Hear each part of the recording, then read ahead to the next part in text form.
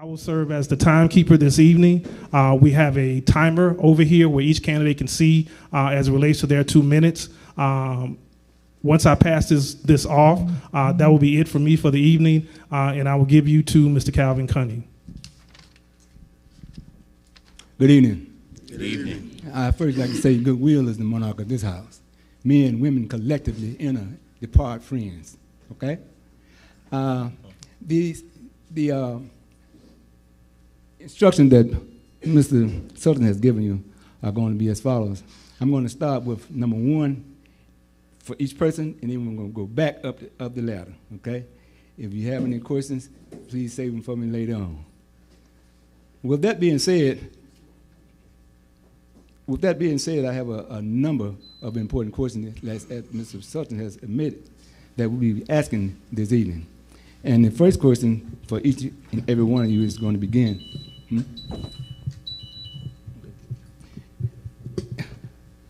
Let me first have you introduce everyone up there yourselves.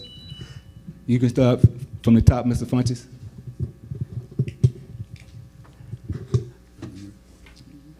Is this a 2-minute introduction? Yes, sir.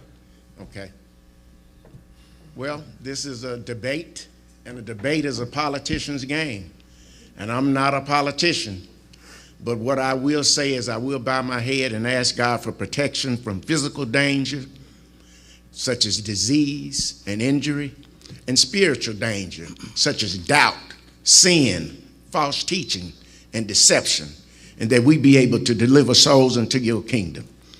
All right, I'm Delano Funches, and I'm from Jackson, Mississippi. I went to Sally Reynolds Elementary School.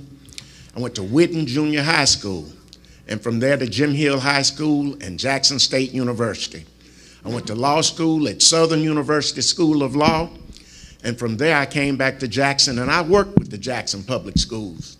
From there I started working with North Mississippi Rural Legal Services, and from there I came back to Jackson, and I was an adjunct professor at Jackson State University, teaching business law and intro to the legal aspects of business. And I've also practiced law in the city of Jackson for over 30 years. Now, I'm not going to come in here and give you a lot of plans and a lot of wishes. I'm going to tell you how I differ from these guys up here. 10 years ago, I asked a friend of mine, I say, you know, what's wrong with this? What's wrong with that? And he say, you are the problem. And from that point, I've been working. I've been putting my own money behind working with youth in our city. I just didn't come up with an idea. I say, well, hey, I'm going to do something to try to make this city better. So I see people come in with ideas on what they're going to do and what they planned on doing, but they haven't been doing anything. I've been working with our youth and working on rehabbing properties in this city for over 10 years. And I want your help to continue doing that for this city. Excuse me, sir, time. Thank you. The next person, I'll introduce Mr. Tim Henderson.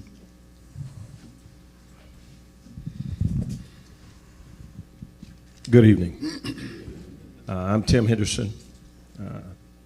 I'm originally from the Mississippi Delta, Cleveland, Mississippi. I moved to Jackson in 2014, and I was brought here by the United States Air Force.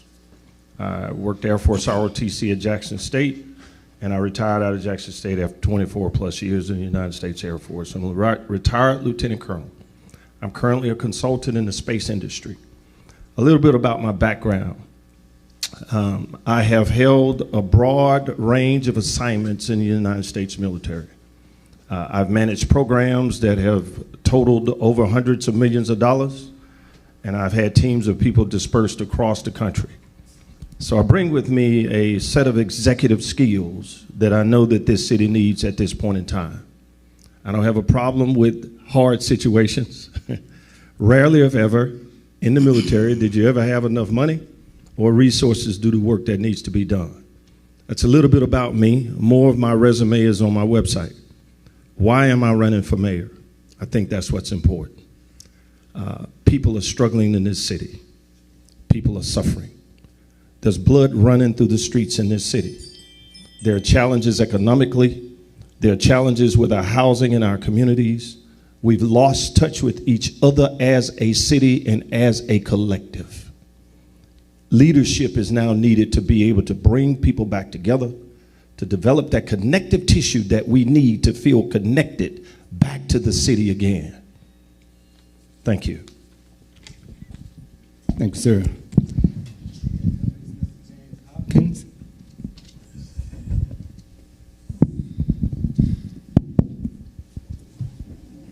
How's everybody doing tonight? I'm James Hopkins. I'm a candidate for mayor. And to explain who I am, I have to first explain my nonprofit. It's called Reset Jackson.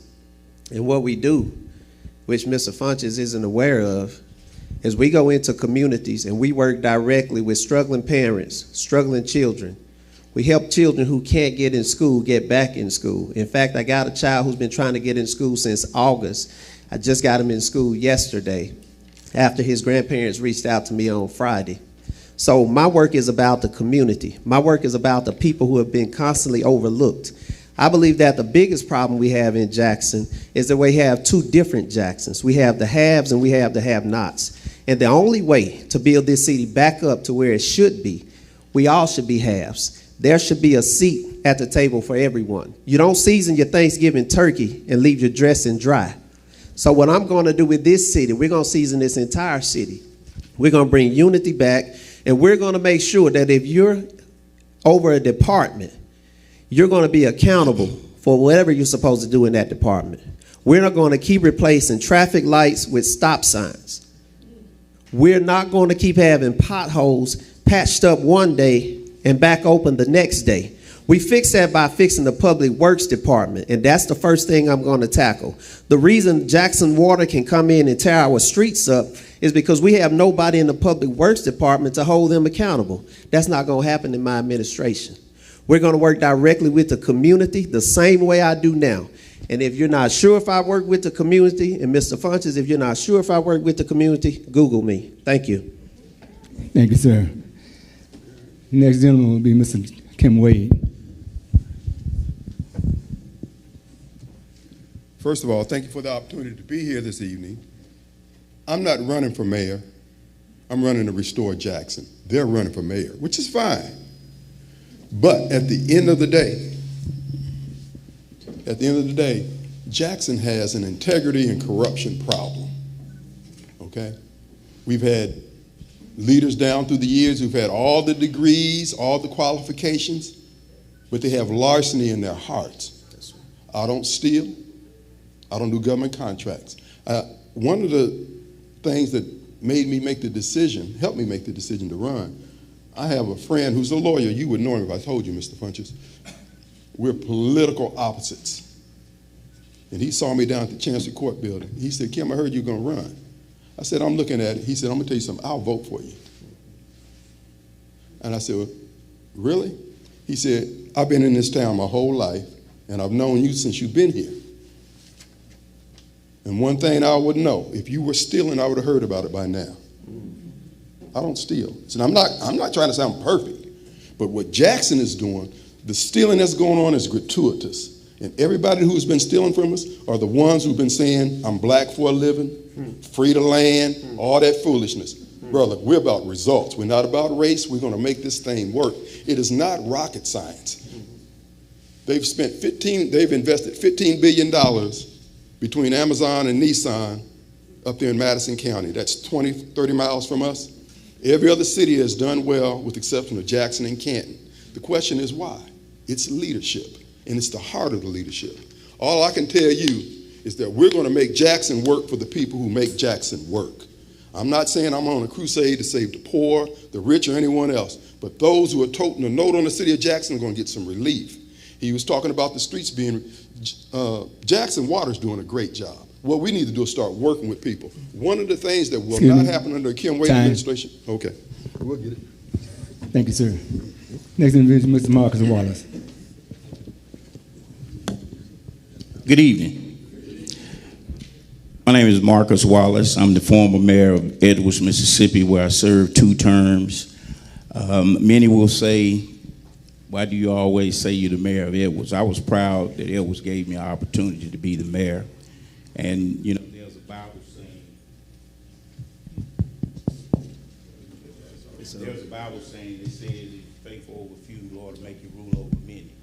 I was proud to be a mayor. It was because it taught me how to be a mayor. It taught me how to have passion, which is what I think is truly missing in the state of Mississippi. Passion is missing in our leadership.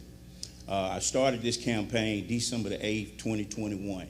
And when I started running, my slogan was, we're resilient but tired. That I came up with that because Jacksonians are resilient.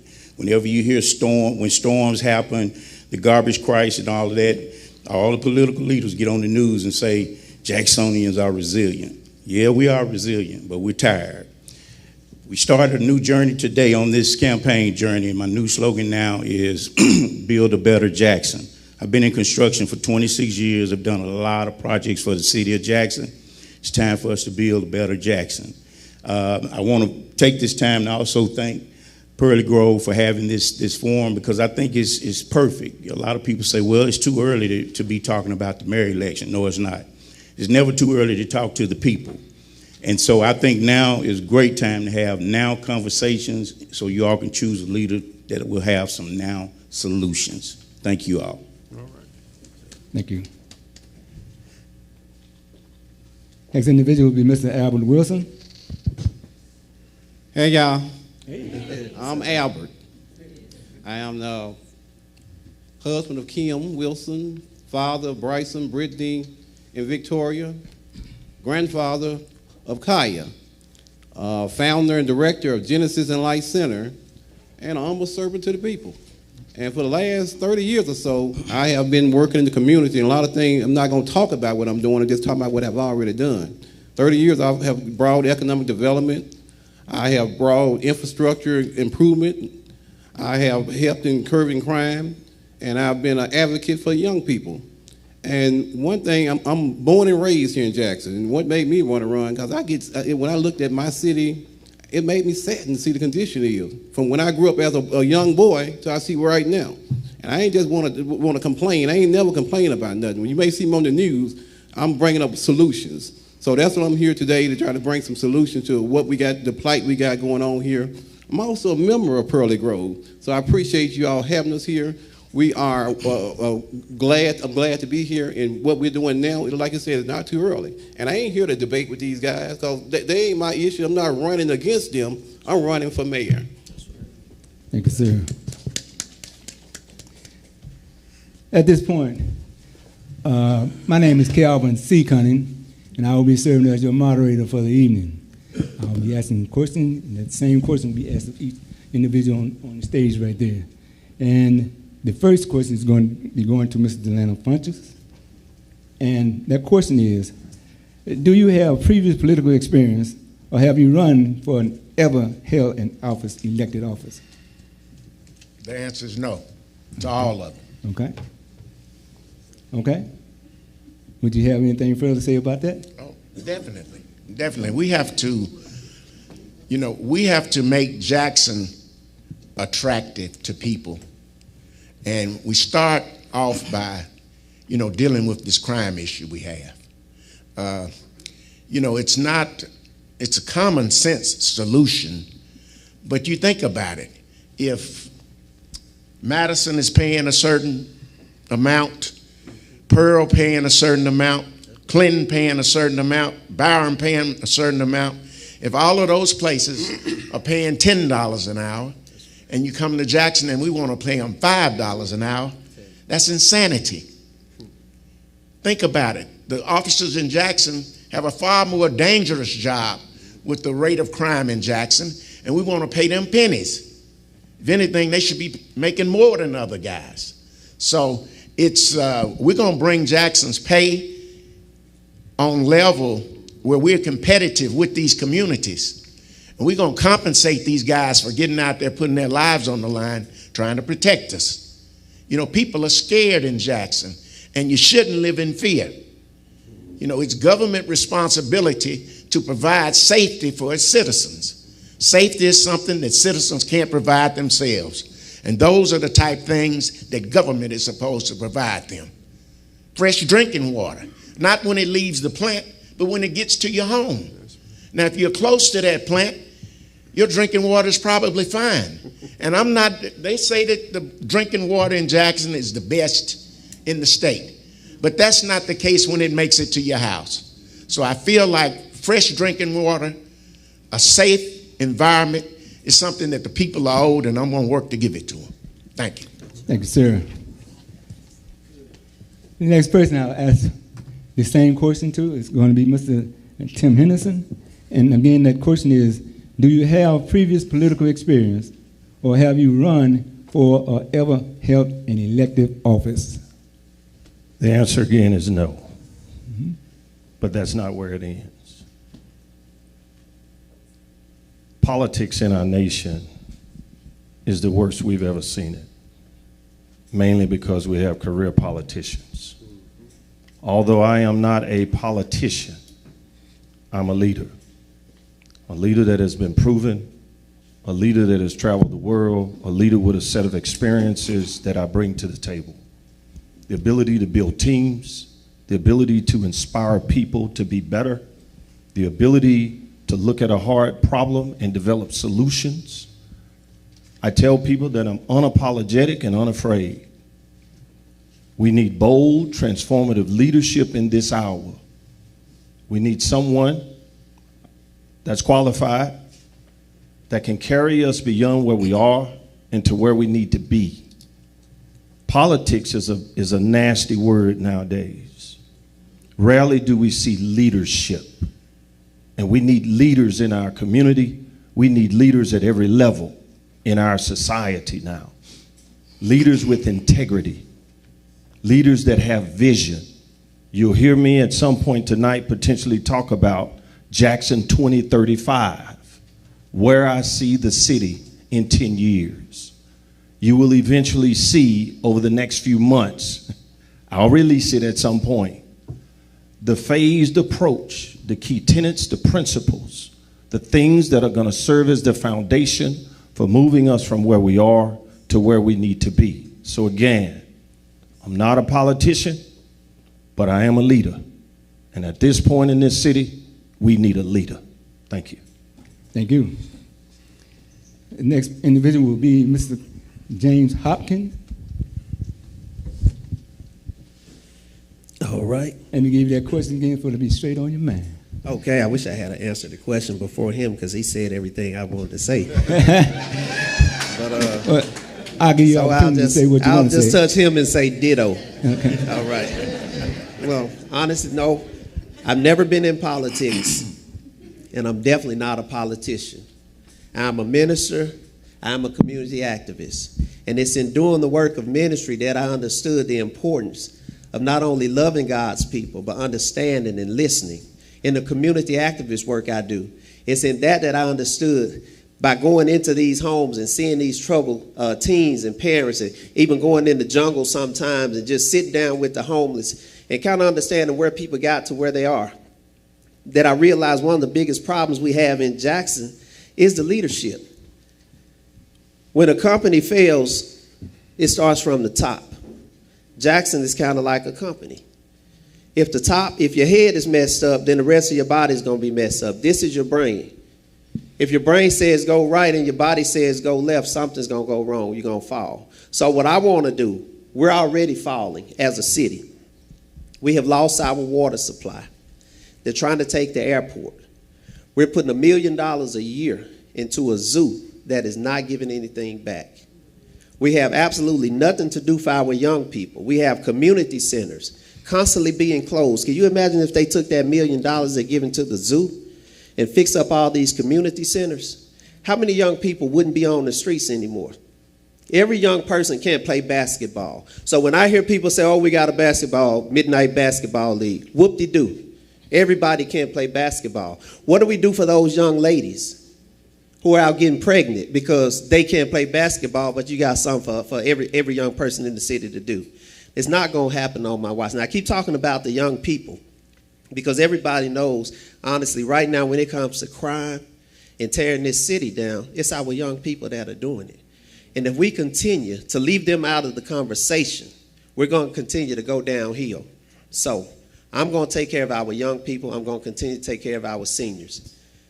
Mr. Wade made a statement that Jackson Water is doing a great job, and he's absolutely right. They're doing a great job of getting the water right. They're doing a great job of tearing our streets up. Excuse me, time, sir. Thank you, sir. You're welcome. Next individual we'll have Mr. Kim Wade. No, I'm not a politician. Never ran for office. I understand politics. I've been involved with it my whole life. But here's the deal. Mr. Henderson was talking about leadership. Leadership is important, but leadership is a byproduct of home training. It's not rocket science. What Jackson needs is a good asset manager. We got assets that are not performing, be it human capital, financial resources, whatever. So we have to have the ability to talk and work with people. 3 of the 5 people on this podium have been on my radio show and when they come on, I don't debate them. I want them to let the people of Jackson know what they're about, because I don't have all the answers, but the answers are out there. He may have it. Marcus mentioned what they did over there in Edwards about hiring off-duty police officers. That's a good idea. I wouldn't exclude that idea simply because Marcus said the city requires too much for us to be that petty. It goes back to what I said about the anger that we're dealing with. We got too many people who are trying to settle grudges all the time to the exclusion of our kids. I just want to remind you, if you want more information about what I'm saying, go to votekimwade.com. Click on the menu when you get to the first page, and I've got everything both in print and audio-visual form of my platform and my position. This is workable, this is doable, but we got to put down the pettiness. This is about asset management. Thank you. Thank you for those comments, Mr. Wade. Next individual will be Mr. Marcus Wallace. Yes, to answer your question, I do have experience in public office. I don't like the word politician. I consider myself as a public servant. But as mayor of Edwards, during those 2 terms, the town was never sanctioned by any state or federal agencies. The town never had a lawsuit, and we only had 1 homicide out of 8 years.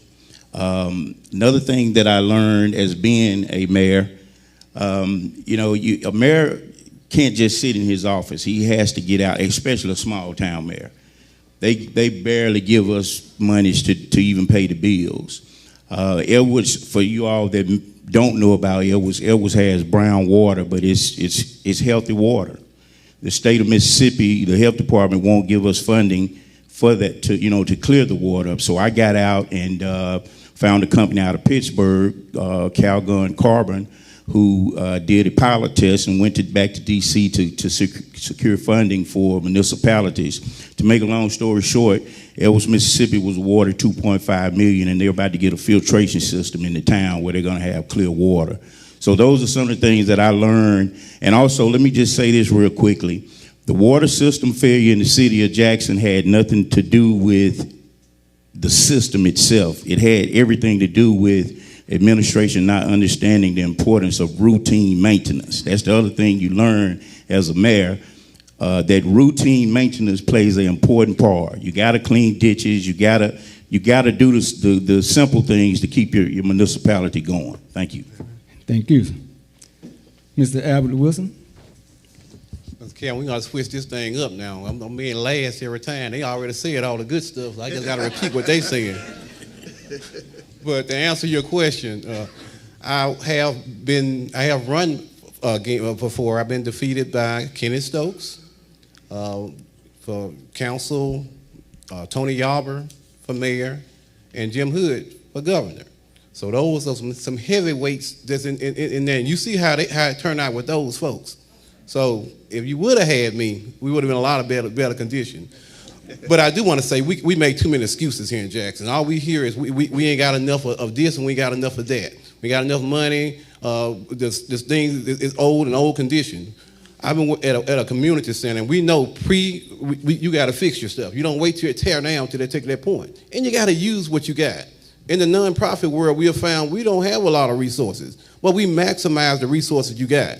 We have. And if you go to my lock of area over on Genesis Line on State Street there, you'll see a beautiful complex, multi-million-dollar complex. It's just using what we got, and that's what we need to do what I'm planning on doing. As for what we do at the center, I create a budget, and I stick with that budget. Some stuff we can't get now, some stuff we can't buy now. But with that budget, I raise the money for that budget. I write grants. I do fundraisers. I go out and market the people. I get out and do things to try to generate the money, not just sitting there in the mayor's office and hope it comes. We got so much federal money out there that we just don't have a person who is organized enough to do it, and that's me. I'm a computer science. That's what my degree is from Jackson State. So I deal with numbers. And when it comes to the numbers, I can add the numbers and know how to utilize the numbers to maximize what we need and what we need to give here in Jackson. Boy, that time fast for it. Now, y'all gonna switch them up? I'm a pretty good guy, Mr. Wilson. And as such, the next question is going to be yours first. So don't go out there. Step on back out there. Thank you.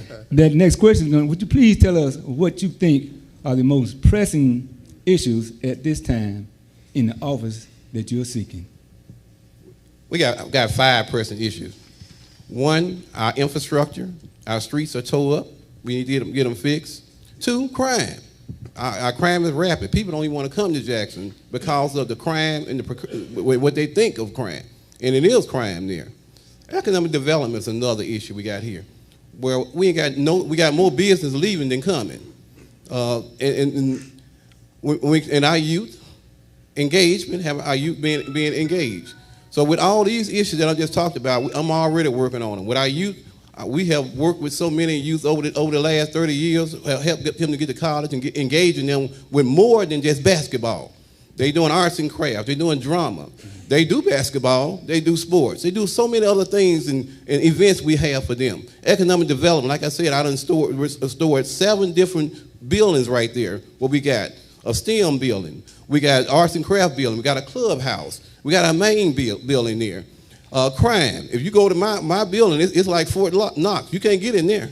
We got steel gates. We got digital cameras. We got systems in place that need to take place. We bragged about getting cameras. They're going to read the car tag. Y'all saw it on the news a little while ago. That's technology 12, 15 years old. We just not getting it. We need to get to drones now. A drone there. And I do want to partner with other states, the other cities to get us a helicopter. We can't afford it by ourselves, but if we can partner with other cities instead of fighting for them and see what they're doing. I'm going to communicate with every mayor there, and what they do, we can do. This is not rocket science. You know, I'm a computer scientist, but this is not rocket science. It's easy to do if you got the right leadership there. And my background in so many areas will help us to get to where we need to go. Thank you for the interesting perspective. The next individual I'll call will be Mr. Marcus Wallace. Okay. I got 5 areas. I'm going to try to cover them in 2 minutes. Crime, infrastructure, beautification, economic development, and business development.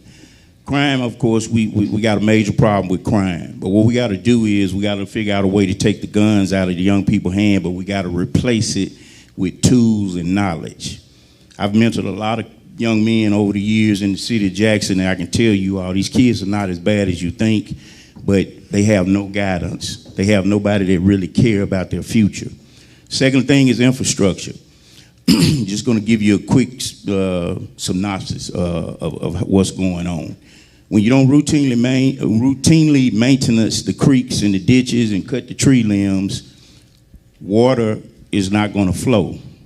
It's going to flood the streets. Water sits on the streets, create potholes. That's what we got going on in Jackson, y'all. We got to routine maintenance this city. The third thing, beautification. Viaducts hadn't been pressure washed in 100 years. Streets have not been striped. Light bulbs are out. We got to beautify our town. We got to let people know Jackson is open for business. That's what I had to do for Edwards. Economic development. If you don't clean your town up and illuminate your town, you're not going to attract people, developers and business people to come to the city. Business development. Jackson is an over 80% African-American city. We get less than 5% of the business opportunities, and locals, Caucasians, and African Americans get less than 20%. We have to watch 54 million, 60 million garbage deal go out of the city. We see all these opportunities leaving the city. We can't grow our city if we let the money keep leaving out of here. Thank you all. Thank you, sir. Next, Mr. Kim Wade. Well, Mark has swerved right into the point that I've been making. It's about asset management, okay? We have the resources. What I envision with Jackson, everybody's got something to contribute. Even the homeless and the hungry stand out on the corner. In the Kim Wade administration, you're going to contribute something. Nobody eats for free. I'm not taking care of a grown man, and ain't nothing wrong with them other than they have a bad attitude. As far as I'm concerned, you don't get to drop out of society and still think you're going to eat 3 meals a day. You got to contribute something. So what we have to do is basically we have to deal with the spiritual problem in Jackson. The physical poverty that you see, the trash, that's coming from our hearts. That's representative of what we believe. We've got to take a different stand. The first 4 years under the Kim Wade administration, we don't need to raise extra money. We need to stop stealing money. We need to stop wasting money, and we need to be good stewards of the money that we have. This is about stewardship and asset management. And we need the faith community to stand forthrightly, foursquare on the word, and don't be distracted by those who say, well, we can't offend that group. The word is going to offend that group. They're going to have to deal with that. But if we don't deal with this spiritual poverty, all this other stuff is just fan dancing. So what I want to say to you is that if we would join together and put all this anger, and see, when you think about, well, you know, I was dealing with a situation, this brother here, I didn't pledge anything, but he was a fraternity member, and he was working on behalf of his friend. Jackson can't grow if that's what we're going to do. Exactly. If we can't respect everybody who come down there to that permit window and just say, you got a good idea, stamp off on and let it go. I promise you, under this administration, Marcus will be just as welcome down there as Brother Bernard or anyone else. Ain't going to be no favoritism. Your ideals is going to be your ticket. When you look at my program, going to votekimwade.com, you're going to be entering into a contract with Jackson. I'm a co-signee, and you're the signer on the other side. You sign that contract, Jackson's going to grow. We don't have to be the last. Thank you. Thank you. Next person would be Mr. James Hopkins. Yes, sir.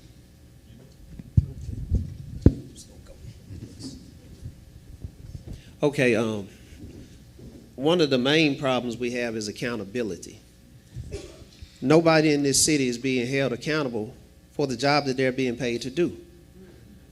They're not doing the job, but they're still being paid for it. So what we end up doing is we had to hire third parties for everything to be done in this city. And just like he just stated, all of that money is leaving the city. So why do we have people in positions who either not want to be in a position or just not capable of holding that position?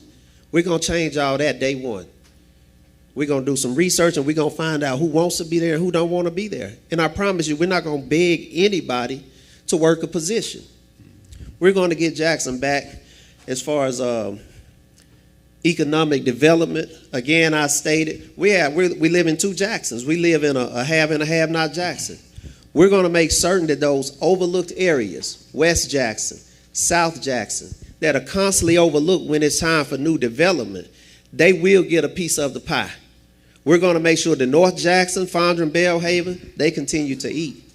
But South Jackson and West Jackson will not look like a third world country while the rest of Jackson looks like Beverly Hills. It does not make sense. We cannot continue to waste money. We spent $250,000 of legal funds, the city suing the city over trash. That's a bunch of trash.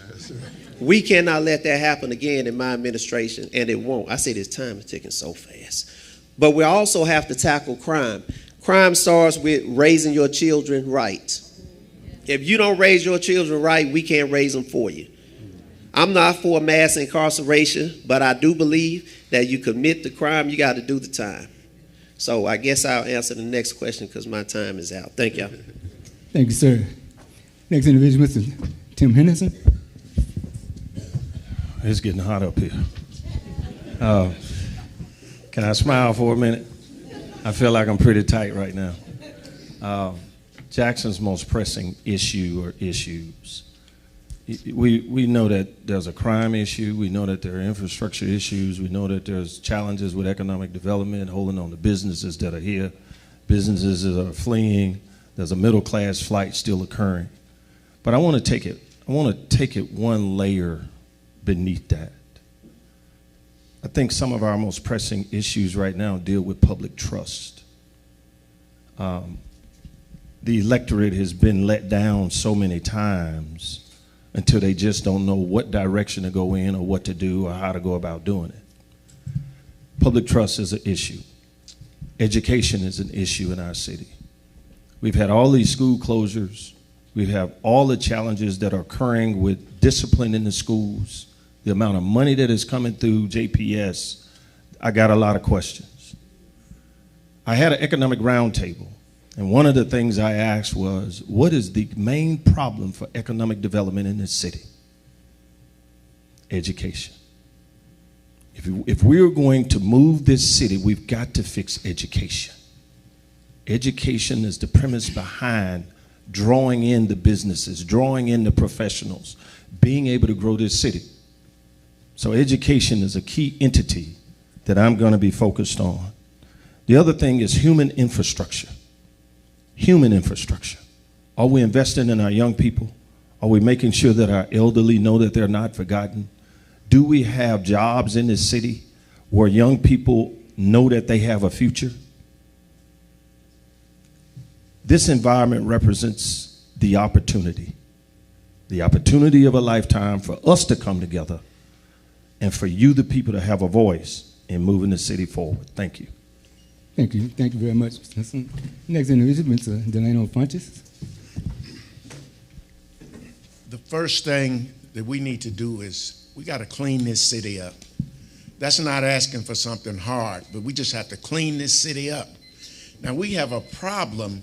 It appears that we don't work very well with our local government, our state government, and our federal government.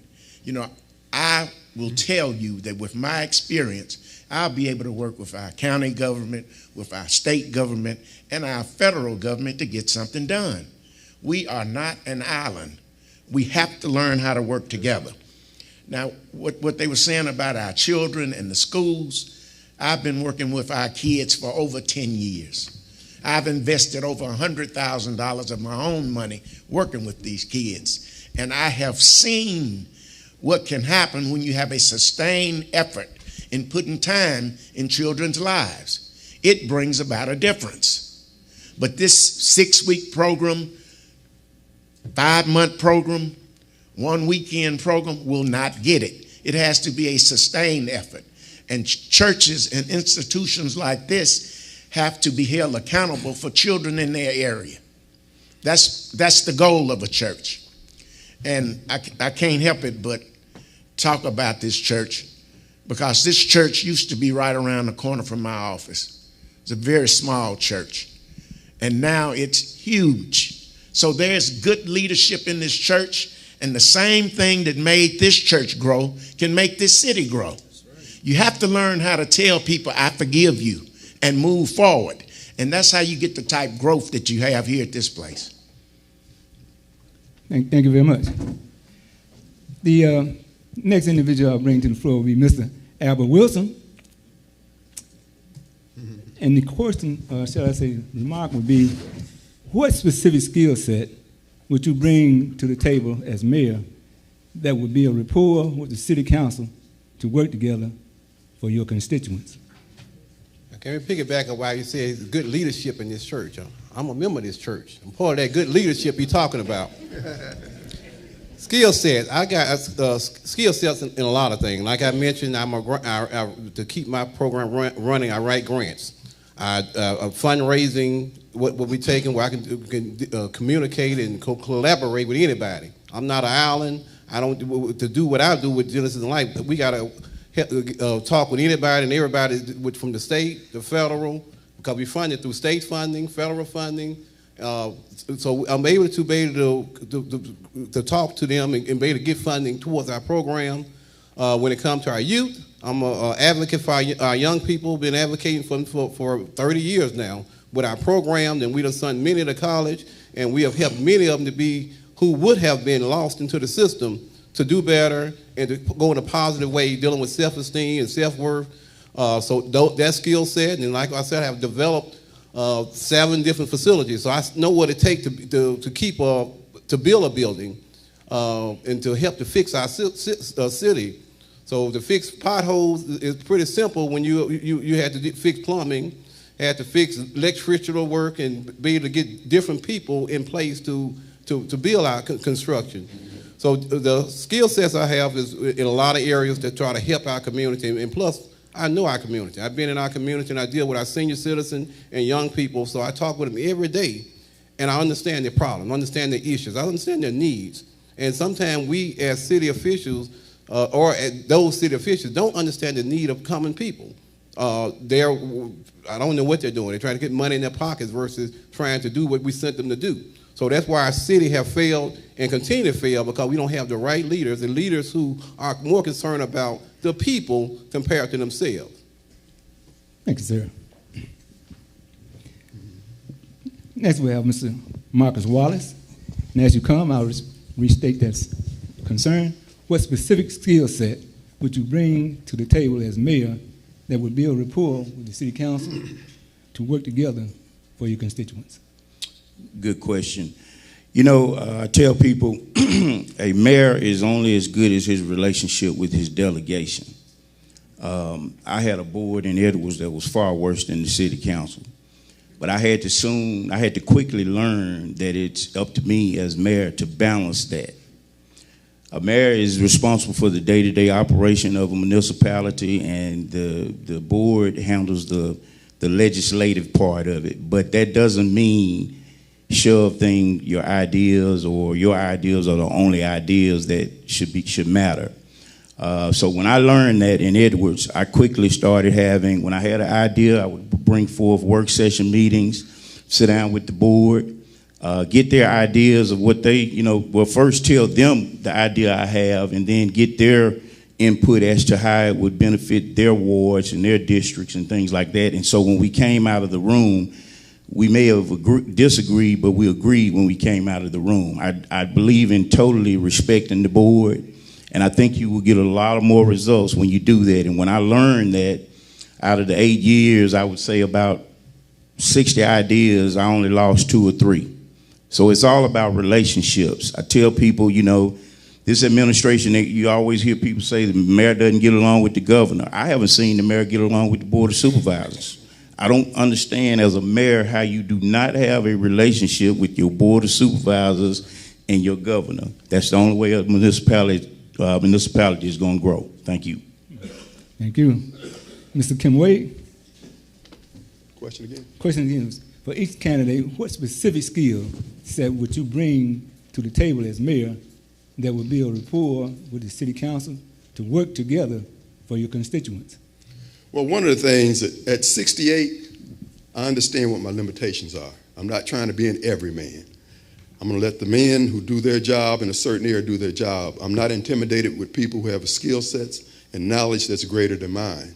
One of the things that I want to be able to do, if I get your vote on election day, I still need a vote of 4 city council people, okay? And I've got to get 1,000, 2,000 city workers rowing in the same direction. How do you do that? You got to have a vision that supersedes all the pettiness. I assume everybody in this room is here because they want a better Jackson. So that should be our starting point. Shouldn't be any pettiness. Now we can, like you say, Marcus, when you're doing the work sessions, you can hash out the differences. But at the end of the day, we got to be adults. We got to put down the anger. We got to hey, okay, I don't like Marcus over on this here, but this is good for Edwards. This is good for Jackson. We have to grow up, y'all, okay? So at the end of the day, what do I bring is the willingness to work. One of the things, every city council, after we get the money, because my goal is to grow the tax base, the ad valorem tax, the property taxes of the Hinds County, Jackson portion of Hinds County, 10% every year for 4 years. At 40%, the bond market is going to say they're doing something right down there in Jackson. It's not rocket science. I've been in real estate for 40 years. And when I'm showing people houses, you know what they tell me? Kim, I want to be in a nice neighborhood. You want to be in a neighborhood where people share your values. Jackson can be a nice neighborhood. We've got to put forth the work to do it. Folks, we're in a crisis situation right now. I'm looking at doing a declaration state of emergency. I've got Phelps Dunbar looking at what the law is on that. They'll get back with me because there may be some things we need to do in the short term to get Jackson on its feet. But this whole notion that we're going to be galloping off in 30 different directions, we got to keep the main thing, and the main thing is what's best for Jackson. Every contractor, myself, every city employee, Every day they get up, their job is to make Jackson look good if they're dealing with the city of Jackson. That's my job. That's your job. Thank you so much. Again, Mr. James Hopkins. How you keep forgetting my name? Say it again, please. I say, how you keep forgetting my name? I don't I'm know. just messing with you. Okay. First thing I would do is I wouldn't be in making unilateral decisions on long-term issues. I would not put forth a contract to the city council that I haven't already discussed with them, because that's a waste of time, number one, and it's also a waste of taxpayer dollars. When you know things aren't going to work, and then you can turn around and say, well, I put it out, they're the ones voted for it. It's all a smoke screen. I would also include citizens in every major contract. That's something that doesn't happen right now. Before we do any type of major multi-million-dollar contract, we will have forums in every single ward about that contract. And if it doesn't work for the people, it doesn't work for my administration. I've already been working closely with 4 council members. And if anybody runs into Councilman Foote somewhere out there, let them know I would love to work with him too. Oh, there you are. Okay. I would love to work with you too. I would love to work with you too. We have to be one city, one community. That's my slogan. One city, one community. Right now we're one city and about 200 communities, and it does not work. We have to be able to talk not only to the county representative, but also to the state. I have a close working relationship with some of the senators. I have a close working relationship with Commissioner Gibson. I opened the state fair last year. I did the prayer. And we developed a great working relationship. And I know through that relationship, I can develop a good work relationship with the governor. It's about being open-minded and willing to work across party lines, because the truth is, we're a Democratic city, but the Republicans hold our money. And we can't turn our back to our money for personal feelings. And that's what's been going on. Yep. And I'm going to make sure that we get ours. I'll be like J.G. Wentworth. It's my money, and I want it now. Thank you, sir. Again, let me repeat. What specific skill set would you bring to the table as mayor that will build rapport with the city council to work together for your constituents? So this skill set is specific to working with the city council, but it does not end there. So let me deal with that specifically. We know that we've had challenges. We know that there have been some bumps in the road. What I know I have a strong skill set in is team building. I learned from one of my bosses, and it struck me later on in my career.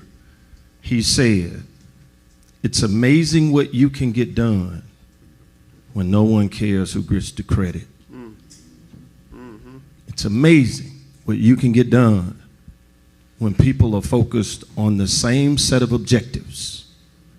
As a leader, I have a vision for the city.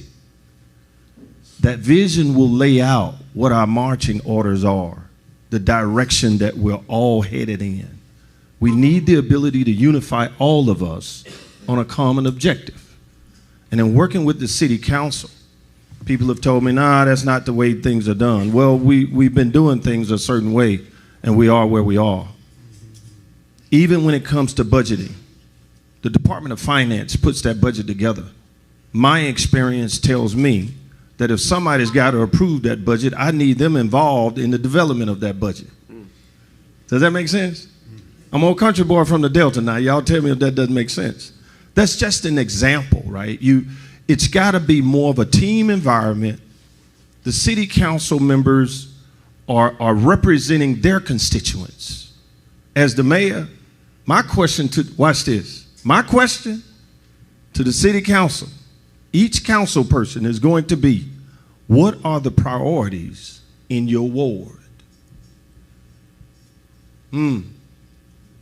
What are your constituents concerned about in your ward? As the mayor, I'm responsible for everybody, but I've got to be working with those council persons to take care of their constituents. And I'm not sure that that's happening right now. right? And so I bring with me team building, and that thing that goes beyond just building a team is coalition building.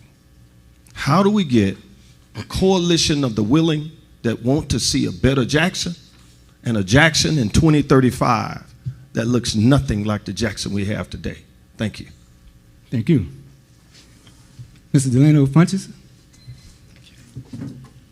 You know, I'm glad you mentioned team building, because I have a group of men that I've been working with for the last 10 years. Nobody's paid. We meet every Saturday, and I want to invite any of you all to come down to Central United Methodist Church Family Life Center. We meet every Saturday at 10, from 10 until 12:30. They go over a spiritual lesson. They actually get a little sermon, and they eat a good meal. But the skill set I bring, apart from my education at Southern University School of Law and Jackson State University, at Jackson State, I was a trainer for the football team, and I saw some of the greatest leaders, you know, in this country, and they led by example. And that's what I planned on doing, leading by example.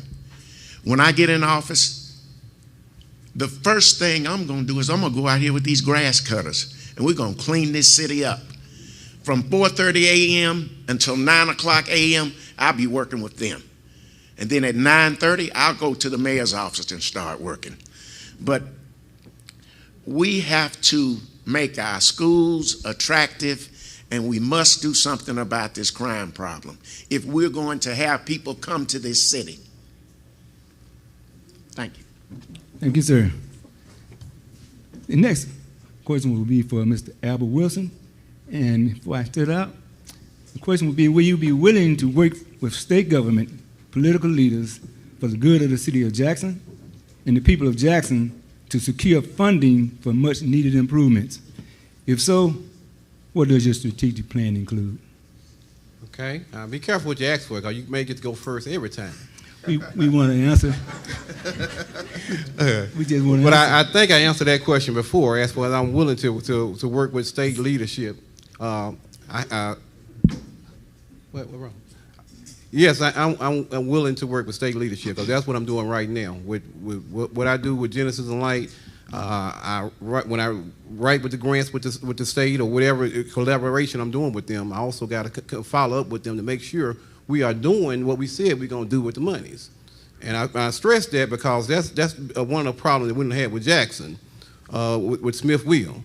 You know, they got federal monies, but they got a facility, but they didn't do what they said they would be doing with it. They did nothing with it, and then they had things there that wasn't in the contract. So in what I do, I make sure I read my contracts and know what the contract is, and making sure my staff do what the state and the federal government requires us to do. For when you don't do it, that's when we run across the problem we got to run across right now, where the state and the federal government is trying to take over something that was allocated to Jackson with Smith Wheel, but we didn't use it the way we're supposed to be using. We didn't do what we're supposed to be doing. So a resource that we need to generate income for the city is gone. And a lot of other resources we got, 3 Mile Hall. You see how the situation we got with it. He ain't had an inspection in 3 or 4 years. We got to get inspection every year. Our license is taken if we don't get an inspection. So the resources that we got with the city that could generate income, we were not. Even the zoo. We should have moved the zoo 8 years ago. But we listened to Stokes and said, hey, we need to keep it open in Georgetown, my good old home, and nobody going there. So I want to move the zoo. I'm going to move the zoo. And we may move it to Smith Wheel. So, yes, I'm willing to work with them, and I'm okay by doing first. I have no problem. I'm just making a joke about that. Me as well. Again, will you be willing to work with the state government political leaders for the good of the city of Jackson and the people of Jackson to secure funding for much needed improvements? If so, what does your strategic plan include, Mr. Wallace? Of course. That's the only way Jackson is going to grow and transform. Brother Henderson basically said if we come together, in 2035, Jackson won't look the same. Well, there's 2 things that we gotta really do here in the city of Jackson. We gotta understand We got to get this brick and mortar thing out of our mind. If it doesn't work, tear it down, move it. Close y'all's eyes for a minute. Just visualize the zoo moving to an area that benefits the entire state of Mississippi. Do you all know what type of revenue that would bring back into our state? We wouldn't have to worry about restaurants like Cracker Barrel and back in my day when it was po' folks, because those restaurants will come back into the city because people are going to go to the zoo. We grew up on the zoo. I feel the children are getting a disservice right now because they don't have a zoo. Visualize, but a lot of people have asked also, well, what do we do about the old zoo property? Well, the old zoo property falls in the health corridor. And another thing is all about leveraging. The state of Mississippi, most cases, they want something in return. The health corridor, they want to build a health corridor. Negotiate with the state for a school of medicine for JSU and an urban hospital. We need another hospital in this city. They want the stadium. Visualize the Memorial Stadium, JSU Stadium, moving into the Metro Center. Do y'all know what that would do for South and West Jackson? It would bring it back tremendously. Highway 80 would turn into Hollywood Boulevard. So, of course, I would definitely work with the state and federal governments to try to build Jackson. Absolutely. Thank you, sir. Mr. Kimwade? Yeah, that's something, your question kind of mystifies me. It goes back to what you were saying in the question about the city council. We all have a common interest. I keep hearing that the state's trying to take over something from Jackson. If Jackson didn't allow itself to get in a position to get taken over, we wouldn't be in that position. That's not going to happen on the King. We're going to handle business. We're not going to do business in a Negro way, as Dr. King would say. We're going to do business. And one of the things that we have to keep in mind is that they have an interest in the city of Jackson being great. So don't assume that they're automatically against Jackson. I'm not coming there with that. Same way with the city council. Every council person is going to have, once we get the money up, they're going to have a public works guy, a hotshot guy, so when Ashby gets cornered up at Kroger's and say, I need a pothole filled in front of my house, he can get on the phone and call his public works guy and they go take care of it. Folks, it's just about a matter of calming down, let's work with folks. Everybody's not against us. Sometimes we're against ourselves. We come in there with a chip on our shoulders. That's not necessary. I know Tate. I know all of them. In fact, y'all all know that they say they ain't giving no more money to the city of Jackson under this administration. So we need change.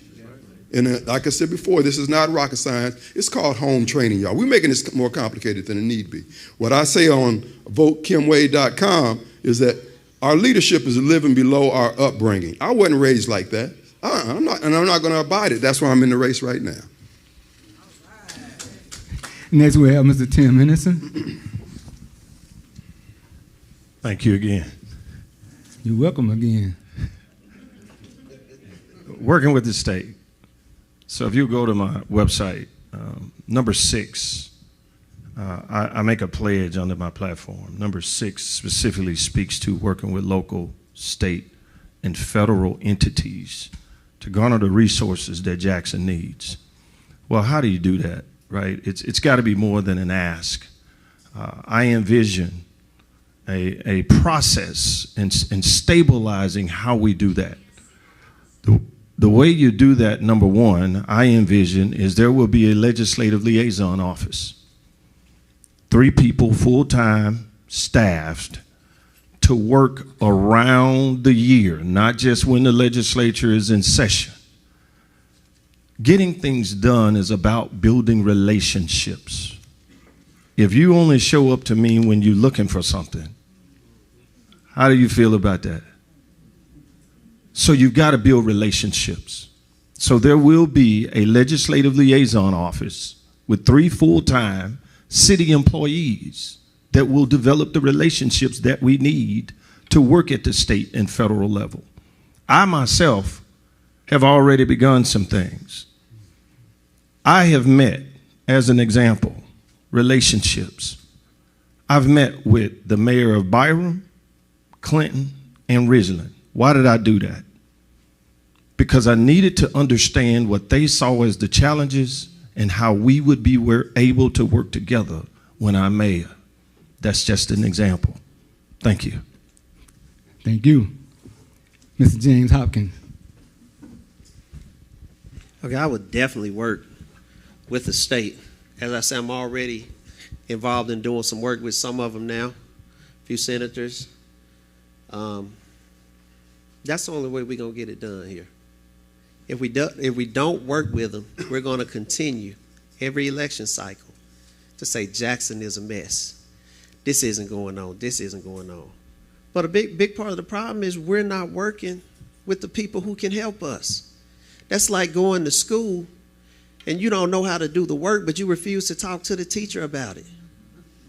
You're going to be back in that same grade again and again until you drop out. And we are at the dropout stage.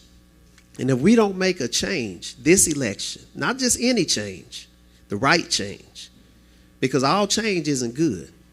If we don't make a change of someone who's not afraid and who's not so petty about talking to our state leaders, we will be back in here. I have no problem working with them. My plan, once I'm elected, I want to set up quarterly meetings with the governor and the lieutenant governor. I want to set up quarterly meetings with Lynn Fitch. And whatever we can do to make this work as a unit, because when Jackson looks bad, to them, Jackson looks bad, but to the country, Mississippi looks bad. And I have to help them understand that, and I believe I can reach them to do that. But that's my strategy, to have quarterly meetings and make sure that we're accomplishing something, and to also let the citizens know what happened in those meetings, because we have to have transparency. We can't go giving away the entire city and then having the citizens to find out on the back end. Thank you. Thank you. Mr. Delano Funches.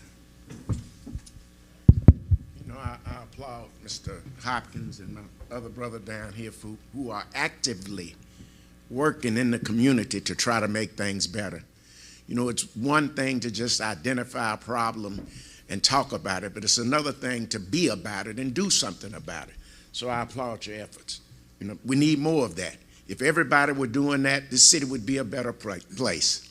Now, this pothole issue, the problem is the pipes under the street have been compromised. And because those pipes are compromised, that's how we get the potholes. Now, those pipes deliver water to your house. That is a civil right for you to have safe drinking water. So you have to work with the state and the federal government to get safe drinking water.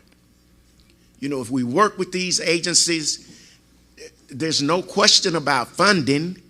The government has to provide citizens with safe drinking water. It's just a matter of building the coalitions to get it done. Thank you. Thank you. Next, I want you to pay close attention to this next issue. And it is, we know that crime is driven by the lack of activity for its youth and the lack of support of businesses. But what ideas would you share with the citizenship in how to curb this crime? First, Mr. Kim Wade. Well, the crime issue is not going away anytime soon, as you know. Here's my approach. If you go to votekimwade.com, you're going to find out something of what I'm saying. We're not talking about need to raise a whole lot more money, the need to raise any money.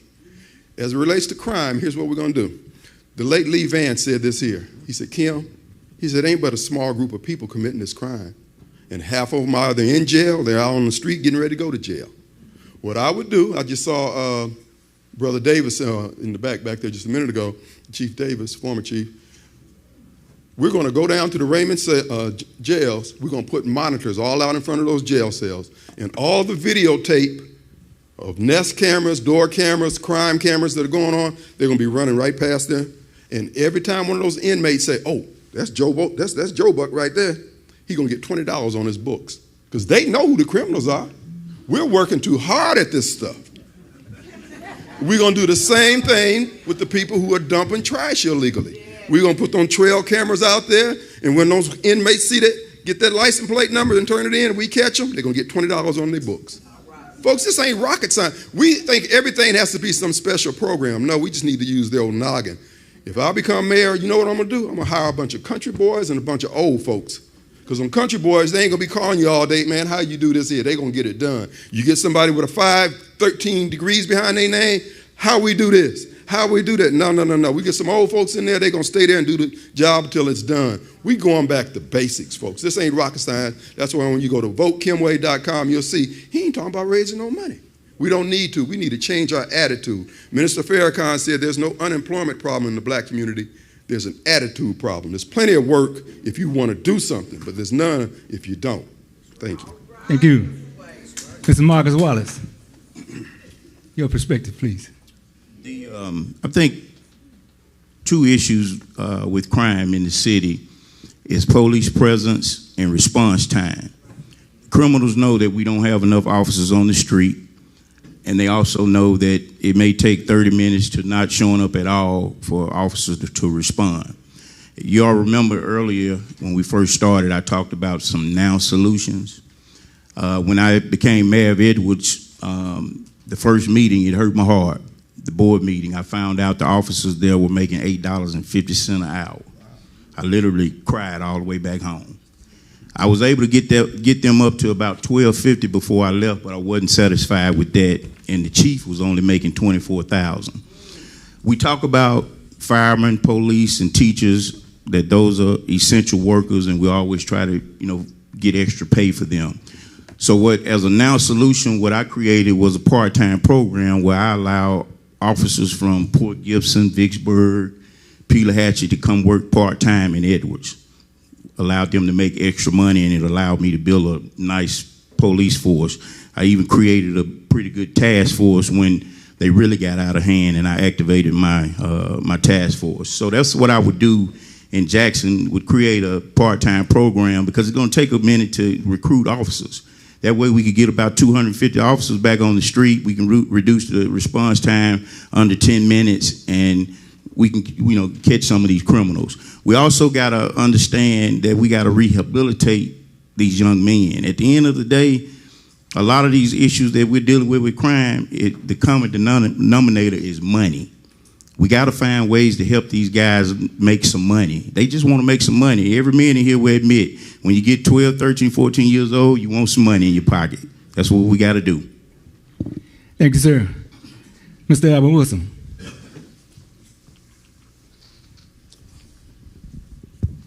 Crime. A lot of time we spend a lot of time on the who and the what.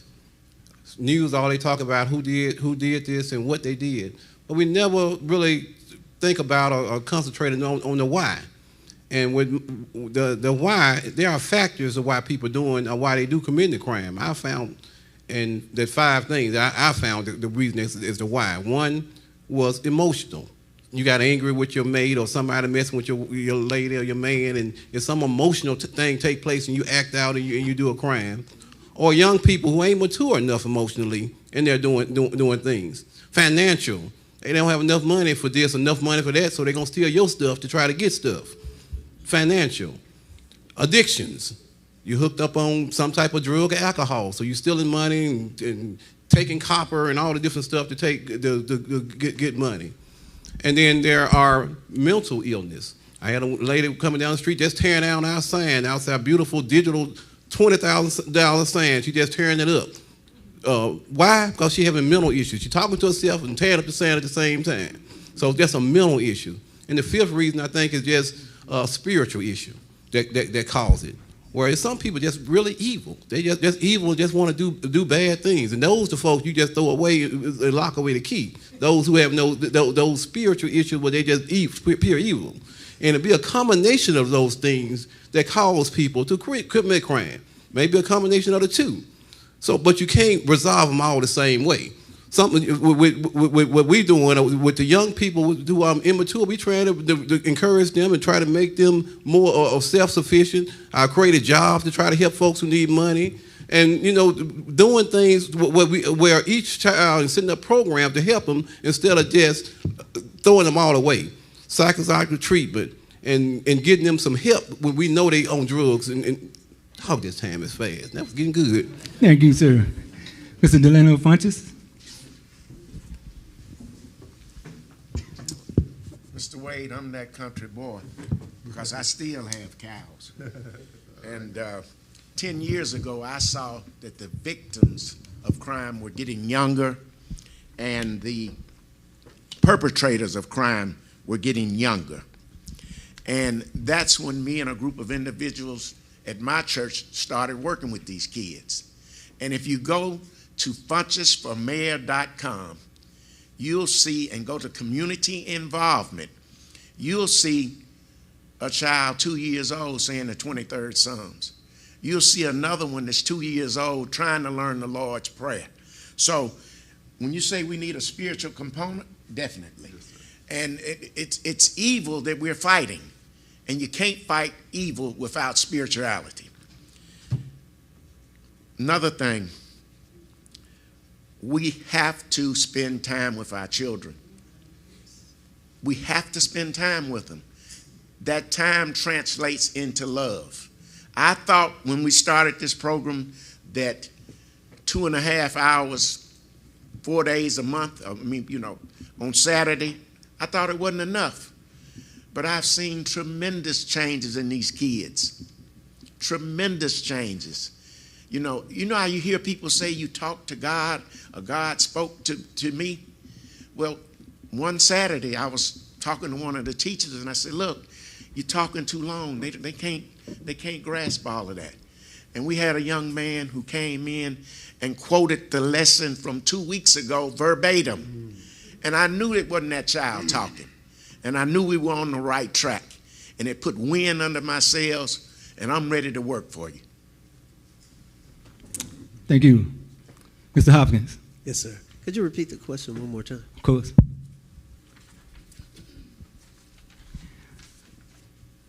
The concern is we know crime is driven by the lack of activity for its youth and the lack of supportive businesses. But what ideas would you share with the citizenship in how to curb crime? Okay. It starts at home, period. It starts at home. We send them to school for 8 hours. They go to school to be taught, not to be raised. They should be raised at home.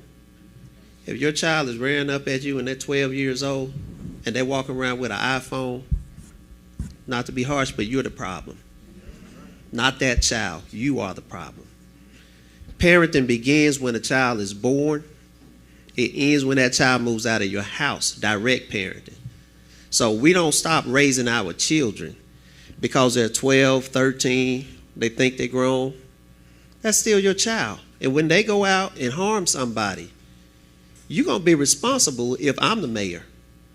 So you can let that child go out and kill somebody and you hide them at your sister's house in your basement. We're going to pull both of y'all out of there, period. And the reason why is because if you don't make an example and let people know how serious you are about crime, it's never going to stop. We need to involve our young people in everything that goes on in this city. When we talk about spirituality, you need a mayor that's going to take it in the door every single day. That's why I'm a minister, man of God, and that's why I'm going to take it into the door every day. I'm not going to wait until things get bad and say, let's reach out to the churches. I am the church.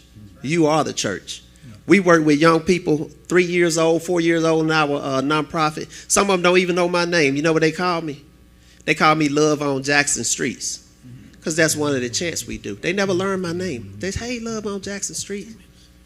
And that's what I want. I want them to remember something positive. And we have to make sure that every child is our child. The time is up. Thank you. Thank you, sir. Mr. Tim Henderson. Yes, how do you curb crime? There are several ways to do that. First of all, there has to be a deterrent.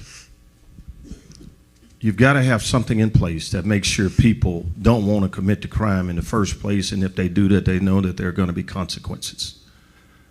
My vision for that, though, is a joint task force that is comprised of local municipality law enforcement, state and federal entities. Why is that? Because depending on what needs to be done, you've got all the right people in the room with the right legal authorities to prosecute where it needs to be done, right? So when people understand you're going to go to jail for a long time, that's one way to deter the crime. I like to also invest on the front end. How do we stop the bullet from getting in the gun? How do we let these young people know, the perpetrators of crime know, that there are other options and other opportunities for them in life and in this world? With the state of affairs in this city, it does not boggle my mind why children believe and feel the way they do. When you riding down the street, walking down the street, and everything is just destitute and in despair, you go into a mindset of desperation. And so we've got to change the idea about how we feel about our city, take some pride back, and give our young people options.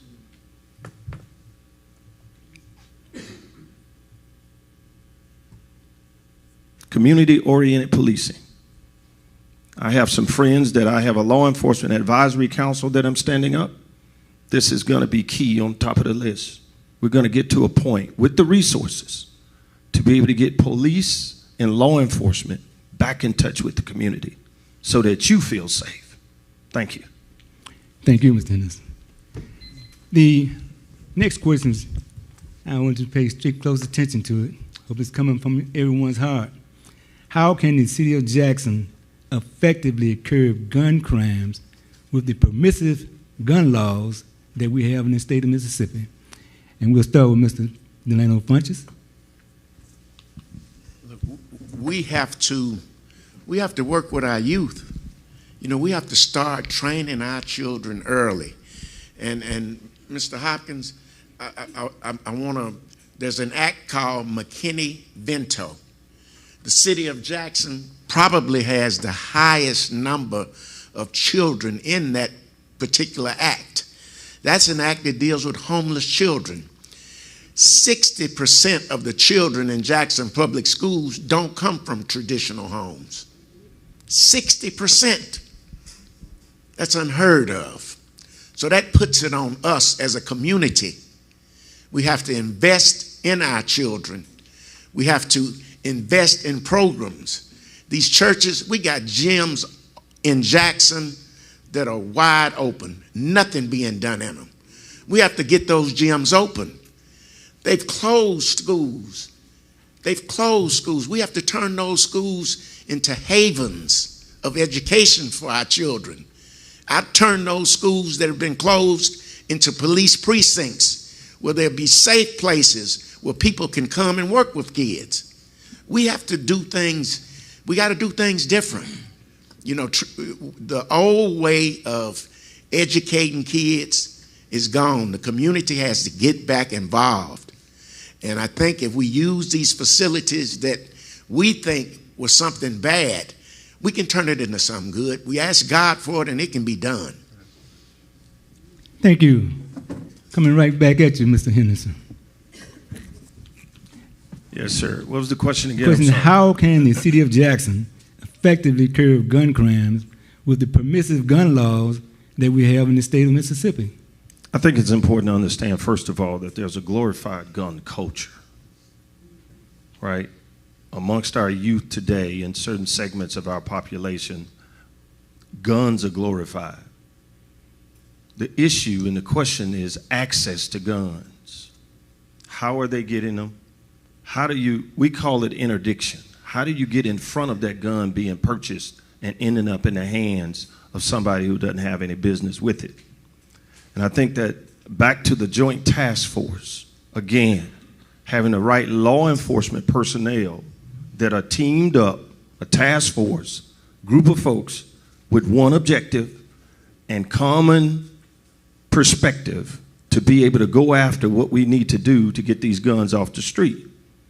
There are other things that have been tried in the past, gun buybacks, amnesty when you turn guns in. There are a lot of ways we can go do this. This will be a question. I'm not going to go any further, but this will be one of those things that I'm already asking some people. One, why do we have so many guns on the street, and where are they coming from? Now, I have a theory on that. I'll share that. Jackson, Mississippi sits at the crossroads of I-55 and I-20. there's a lot of traffic come through this city. You coming from the coast, you coming from Florida, you coming from Texas, you're traversing north and south, east and west. So there are some things going on in this city that are not being talked about or not being addressed. And so we're going to get to the root of it, and we're going to get these guns off the street. Thank you. Thank you. Mr. James Hopkins. I think the first thing we need to do is understand that it's going to take a lot of work getting the state to pass any gun law that's separate from what the state requires or what the state allows. But we have to approach it in a sense of an epidemic or a pandemic. When COVID hit, there was a state of emergency. When the hurricanes hit, there's a state of emergency. Jackson has been number one 3 out of the last 5 years in homicides. We have to sell to them and try to get them to understand, in Jackson, we're in a state of emergency. What we're doing in the rest of the state, we can't continue to do in Jackson. My thing, and I've said something about it before, I get a lot of pushback, we have to stop selling guns in Jackson. I didn't say own them for all you gun rights. Everybody started getting, he won't take our guns. I own 2 guns. 2. So I believe in gun rights, but I also believe in common sense. If this was going on in one of the good places, there would have been legislation written out to control gun laws. But because we're killing each other, and I'm not being racist, sometimes you just have to hear the truth. If you're afraid of the truth, then you don't want to do better anyway. If we weren't killing each other, there would be legislation to fix the problems that we have with our guns. We need judges that are not going to keep putting these people back on the street with ankle monitors. If you have them, we have all these schools that have closed down. I have suggested, take one of those schools, turn them into something like a military training school for these misdemeanor offenders who are on ankle monitors. Don't send them home. Send them to this training school. And by the time they come to court, hopefully, they will be changed people. And we don't have to put these felonies on the record again.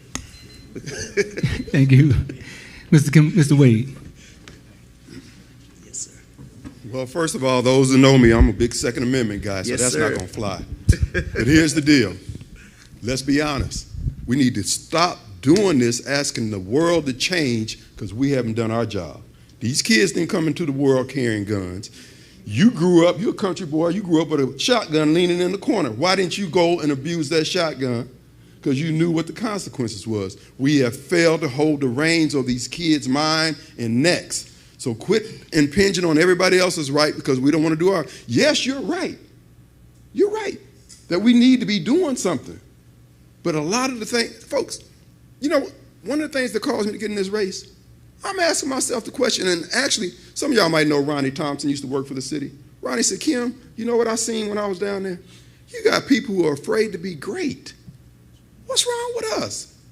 Just because Memphis is going out of control, Atlanta fumbled the bag, Jackson ain't got to do that. We can be the city that people point to and say, this is how it's done. So if it means that, you know what, mentoring is not something you do on Saturday. Mentoring is something you're doing right now. Those kids are watching you. If we walk upright, that's why I don't buy this notion. Scripturally, you're absolutely correct that if you have a mother and father in the household, you got a better chance, because Scripture tells us that. But in the absence of that, if you, the custodial parents, walk up right in front of that child, don't tell me I got to give up my rights because you don't let your child run wild and you sleeping in the house with a padlock on your door because you didn't do your child right. So I'm just saying, let's be respectful. Don't just say our kids are dying. Our kids are dying because we're neglectful. I appreciate what you're doing, But at the end of the day, it's an individual thing where you got to get the kid, you got to get your bluff in early. When I walked past my mama's casket, I did like this because I thought she was going to slap me one more time. Thank you, Mr. Wade. Mr. Marcus Wallace. I totally agree. Brother Hopkins basically said, but let's be honest, you all.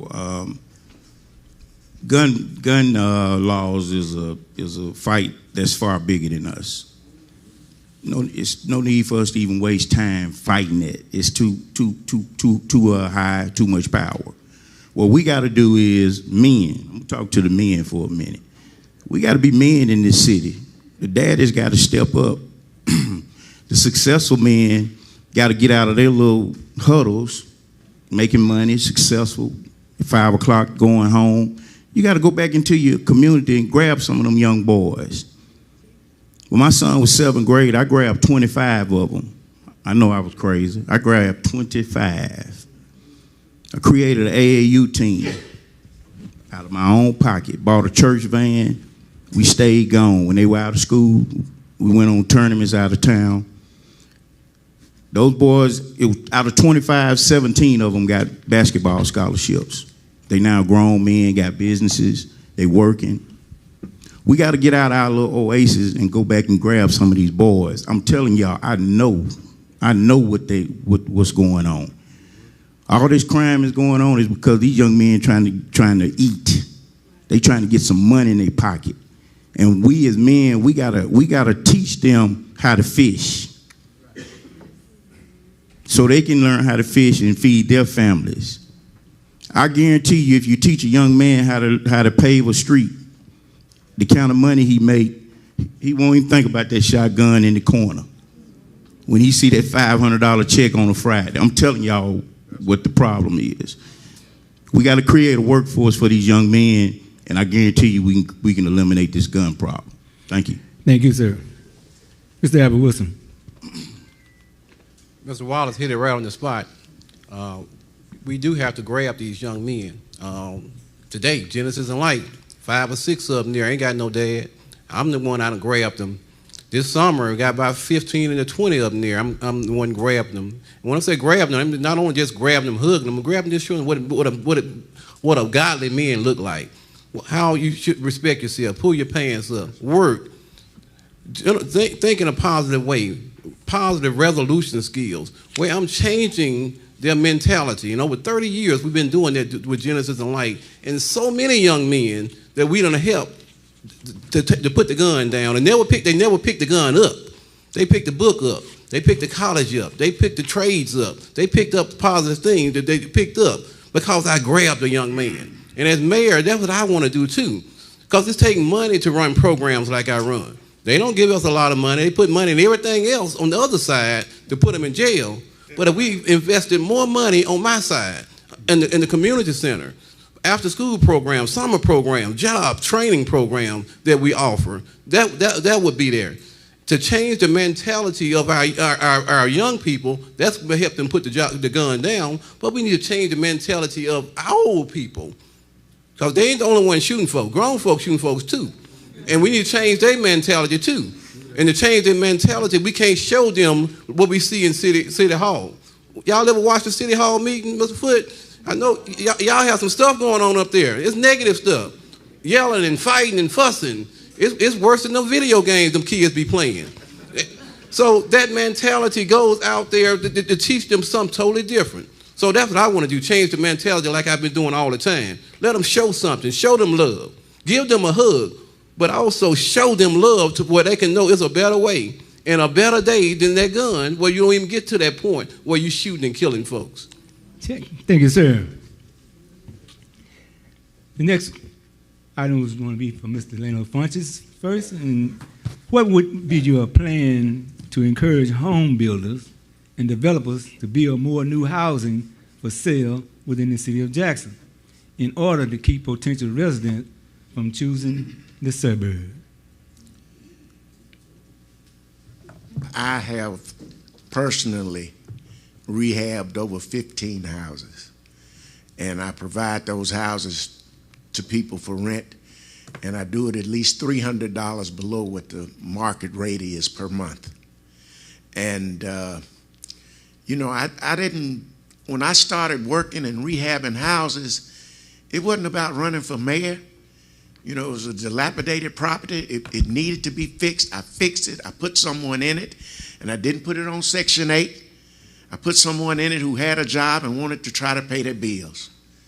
And Jackson is a gold mine when it comes to dilapidated properties and rehabbing them. We just need the leadership. We need people who've been doing the type things I've been doing, rehabbing houses, to put them in place, and we can fix this city. You know, this church has started dabbling in rehabbing and fixing houses. Can you imagine this church from Grand Avenue out here on County Line now, as big as it is? If I had the power of this church behind me, 15 would turn into 1,500.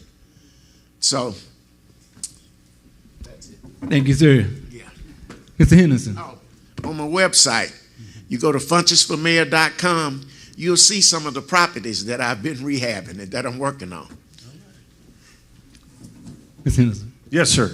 The first thing you got to do is set the environment to encourage home builders to come in, right? Market rate housing, you've got to have a mix. You got to have market rate housing, but you also need housing that's affordable, quality affordable housing. I didn't say affordable housing. I said quality affordable housing. You're going to need different price points. It's interesting, I just had this conversation. You need houses at the $100,000, $150,000 level. You need houses at the $300,000, $500,000, whatever we need in the city of Jackson. But you've got to set the environment for that, right? Home builders are not going to come in the current state. You've got to go back and fix education.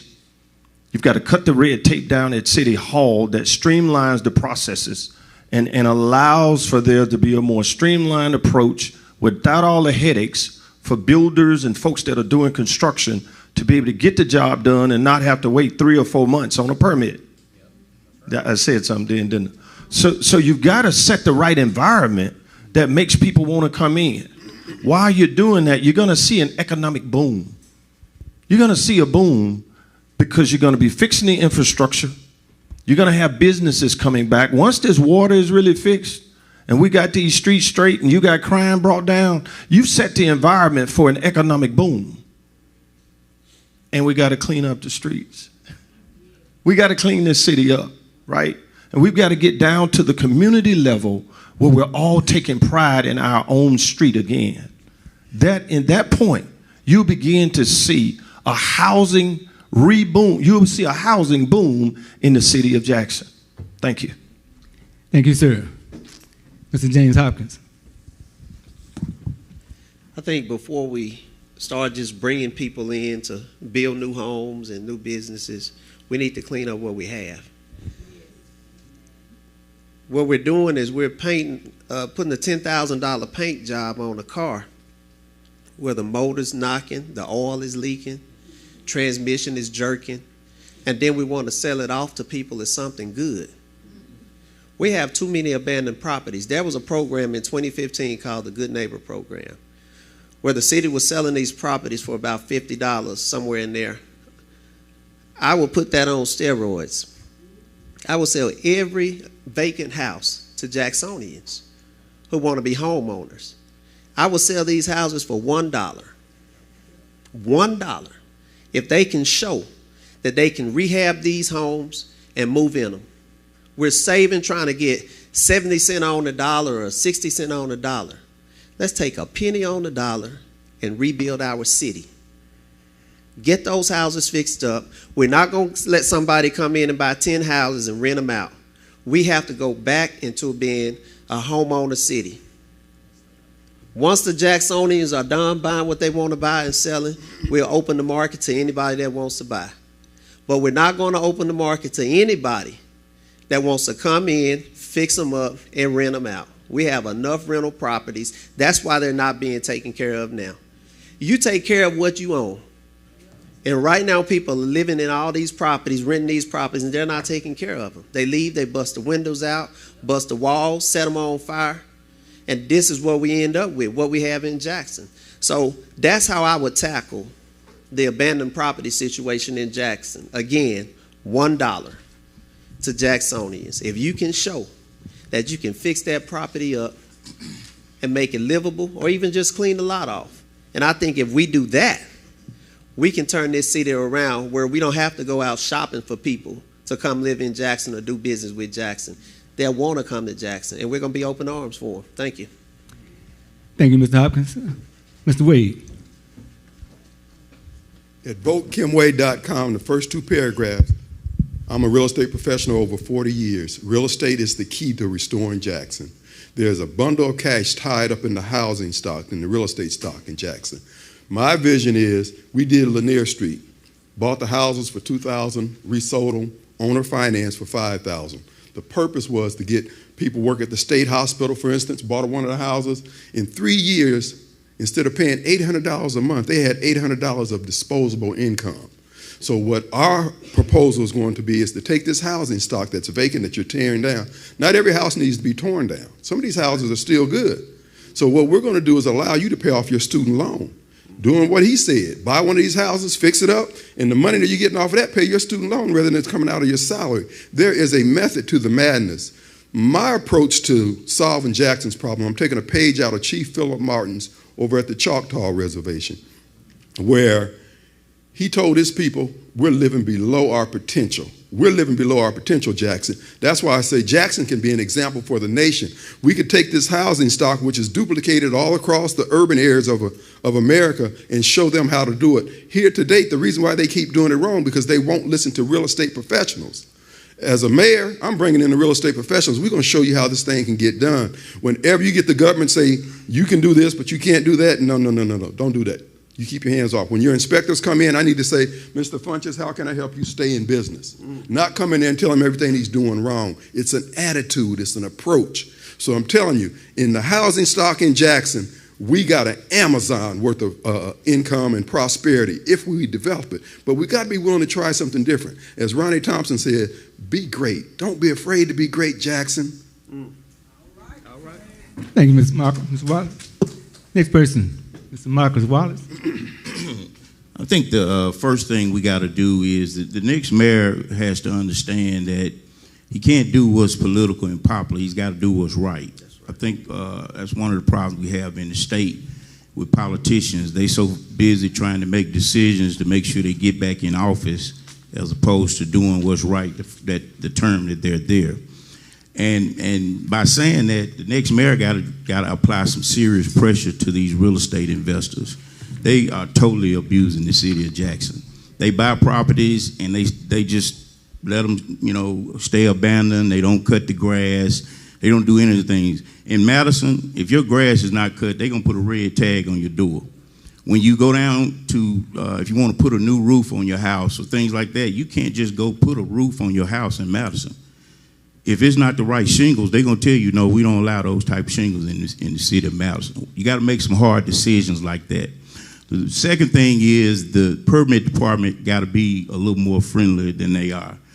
Under Mayor Johnson's administration, getting a permit may have been a two-day process, if that much. Now, it's like a 12, 15-step process. I think the last permit I got, it took about 2 months. That's too long. So I think we got to do those things first. And if we clean up the city, and also blight in the community is another one of a problem as it relates to crime. A lot of kids act, do things in these neighborhoods and these abandoned properties. So we got to clean up first. And I think if we do that, you won't have to worry about developers and investors coming into the city. They coming. Thank you. Thank you, Mr. Wallace. Mr. Wilson. Okay, y'all, before y'all go to thinking you're going to get those $1 houses Mr. Hopkins talked about, that's not possible because people own those houses. The city don't own those houses, so they can't sell you something they don't have. Most of those houses are owned by out-of-state investors who just bought up that stuff just to hold the lots for whenever the economic development go in their community, they'll use it at that point in time. But they can only do that in Jackson. They don't allow that in no other place. If you ain't using that property, you're going to be fined or it'll be taken from you. And our laws got to be more than just, hey, if you don't cut your grass, we're going to fine you. We're going to go there and cut your grass, and then we're going to fine you. That's what the city law is right now. City ain't cutting their own grass. So they don't have the time or the measures to cut nobody else's grass. So that's why we see so much abandoned properties taking place. But I'm going to tell you what you can do. Now, because I had that problem right around Genesis and Light. We had abandoned houses all over the places. And bums and vagrants was living in these houses, but they was owned by other people. They weren't owned by the city. But we found out who owned those houses, and you give them a deal they can't refuse. A deal that they can't refuse. And you buy that house because it don't mean a lot to them sometimes, but it means a lot to you because it's bringing your property value down. So you buy that house. We bought 5 different houses right around Genesis and Light. Made it out of a STEM building. Made one out of a garage where we tore down and used a lot for a playground. Another one, we tore the house down and made a playground. Right now, we working with Mississippi Arts Commission right now to try to get one of these houses built into an arts complex there. So you can get these properties, and that's what we're going to have to do. You as citizens going to have to wake up and act on those properties. Hold those people responsible who do own these properties. The law says, as long as they're paying the taxes on it, 2 years or so, somebody can pay the taxes, but if they come pay the taxes again, they start that process all over again. But we got to hold, me as mayor, we will hold them accountable for it. We will cut the grass because we're going to cut our own grass. Time. Now, for those who feel a bit exhausted, this will be the last question I have for you, gentlemen. And we'll start off with Mr. Delano Funches. And that question is, how do you plan to deal with the homelessness people living in abandoned houses in residential areas? Man, I deal with them every day. You know, I'm from West Jackson, I'm from Washington Addition. I know these homeless people. So, you know, what I've learned about a homeless person or a drug addict, you know, a person who gets on cocaine is not a poor street person. You know, that's a person who had a job, who had a family, and because of mental reasons or whatever, they made a decision. They made a choice. But they're not uneducated. You know, you go and sit down and talk to them, you'd be actually shocked. But to deal with these homeless, we have to provide a shelter for them. You know, we can't have people on the street. The people sleep near the Clarion Ledger newspaper. That's their home. They sleep under the bridge by the train station. That's their home. You know, we have to provide some type shelter for them. And these people are not from Jackson. The homeless people here in Jackson are telling me that these guys that they see here are not even from here. So we got other communities bringing their homeless people here and dropping them off. So we're going to have to give it some attention, but we're going to have to get a space. Maybe one of these schools that they've closed can be a center where we can have something for them. But we're going to have to deal with it. Thank you, sir. It is such a serious issue that I'm going to read it fully one more time.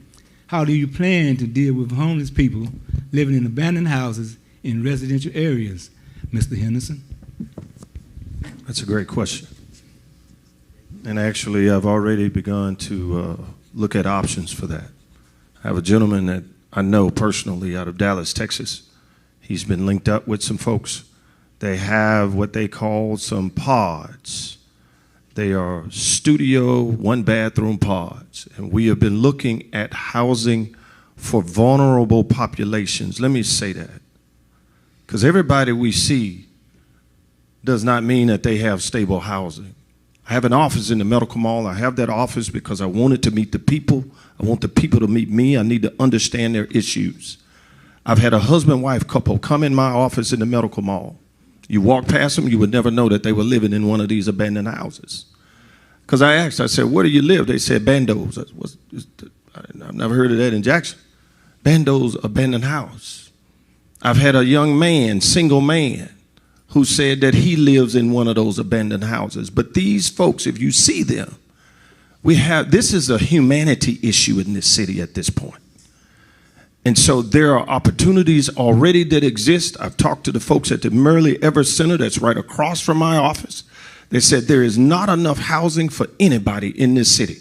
They had somebody who got on the HUD list, and that man was number 1,700. So we've got to come up with some solutions. And like I said, I've already been looking at this issue.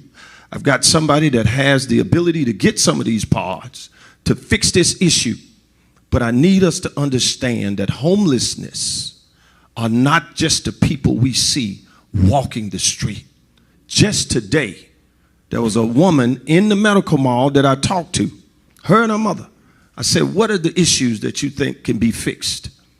She said, homelessness, because I'm homeless. I live with my mother, but I don't have a place of my own to stay.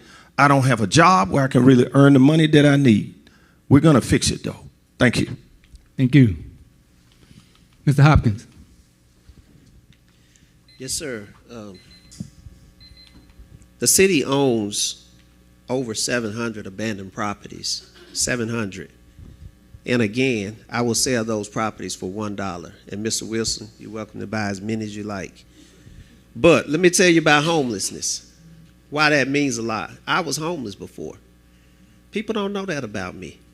So when I go out and take care of the homeless, I'm not out there because, hey, look, let me do something good. Let me show off. I'm out there because I was in their shoes. I'm a testimony that if you do the right thing by people, God will take care of you. Homelessness is probably never going to be fixed. But let me tell you what we do with Reset Jackson. What we can do, and you know, we can't do everybody, but there are a lot of people that we've just bought bus tickets for. A lot of them are here because they're stuck. If they can get to Texas, get to New York. We don't get government money for that. We don't get state, city money for that. We do that out of our hearts, out of our pockets, and out of understanding that a lot of people were just one check short and ended up homeless. So we're not going to go in just throwing everybody out on the street. But it is a problem, and we have to find a way to fix it. Now, on the city level, I'm not sure if they're willing to buy bus tickets or anything like that, or even if we can. But if everybody in communities really took time to talk to some of these people, just like he just stated, you'd be surprised at some of the people with nowhere to stay. Somebody took time and talked to me, and they worked with me. And I love them for it. And I love people. I love the homeless people. We have to do what we can do. People say don't feed them. They're just like dogs. If you feed them, they'll keep coming back. Well, that's just inhumane. We sell these houses. We teach them. We can teach them skills, teach them jobs. Let them help build the house that you just kicked them out of. Let them help you rebuild it. They need money. Time. Yes, sir. Thank y'all. Thank you. Mr. Wade. Well, I'm going to start by telling you about my homeless situation. I was 16 years old, going on 17. Started working at the Holiday Inn, and the cook there was selling reefer. I was smoking the reefer that he was selling. And my mom would find it, and she would give it to my oldest brother. And I came, and I said, Friday, I got paid. I came home thinking I got my stuff. She had given it to my brother. I said, I said, look, as long as I work, I'm going to buy. I'm going to smoke. So when I came home that night, all my stuff was on the porch. I was homeless. And the reason why many people are homeless is because they don't want to comport themselves to reality. Life is like treading water. Now, those who truly can't help themselves, those are the ones who will come back and help. But I think the problem that we have now in society, people have too many options. When my parents were coming up, whatever job you can catch on, you stayed there until they ran you off. Now they'll walk off a job like it ain't nothing and then talk about they homeless. Now, I'm addicted. I'm addicted to having a roof over my head, okay?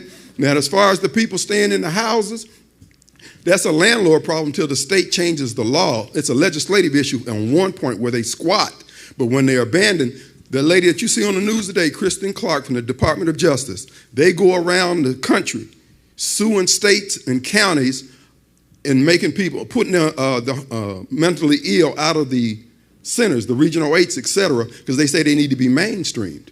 But when they get mainstreamed, they expect them to go over to St. Dominic's and get their medicines and take the medicine. But no, they're standing out there begging. But you know what? They got enough sense to know they need money.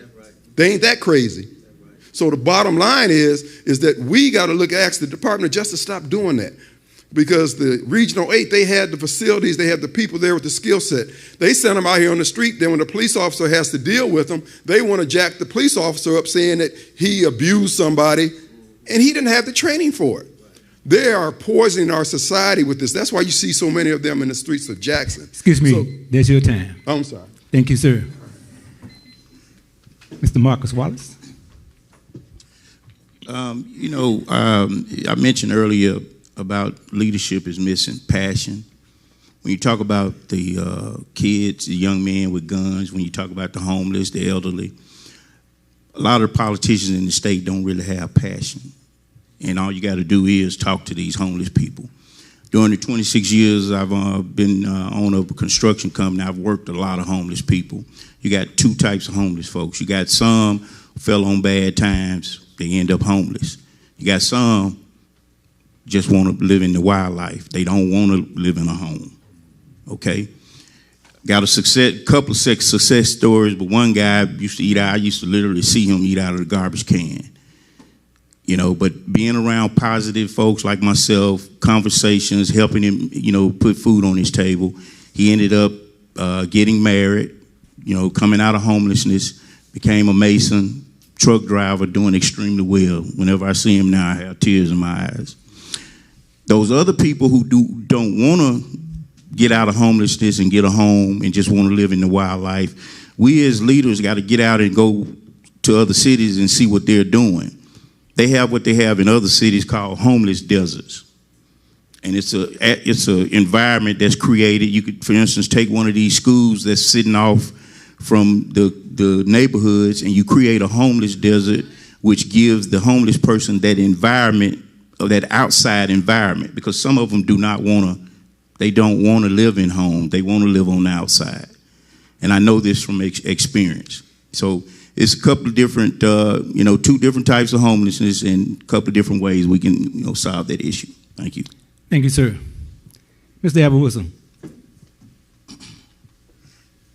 Well, we on our way, because I visited a lot of these bigger cities, Austin, and you couldn't get out your car because homeless folks is there, especially downtown, with these homeless deserts that you referred to. There was just too many. They just taking over the downtown area there. You've been to certain of these big cities, so you got to be careful with those deserts. But he did mention they are too tight.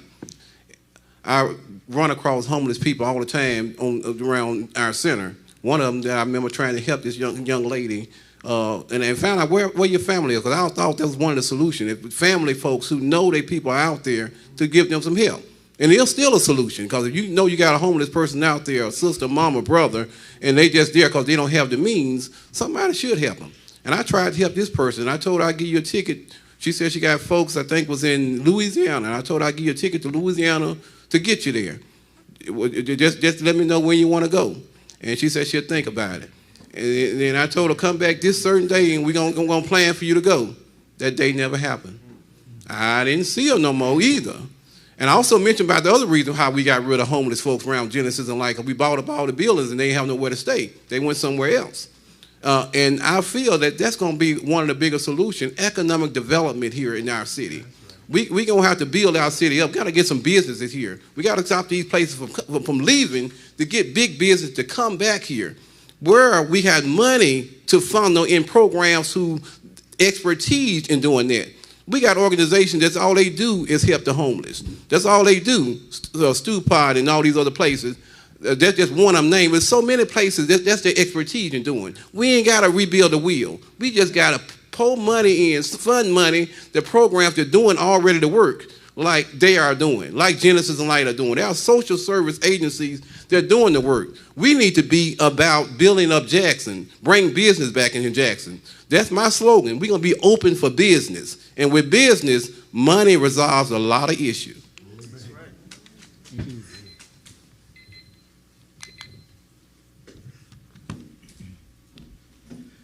Ladies and gentlemen, that concludes the actual question and answer part of the forum. Please give the candidates a round of applause.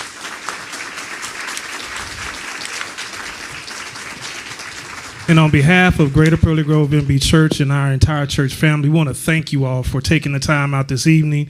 And we want to do everything decent and in order. We started on time. We're going to end on time to give you an opportunity to go and talk to the candidates and fellowship at the end. So again, thank you for coming out and good evening. Wait, you all right, man?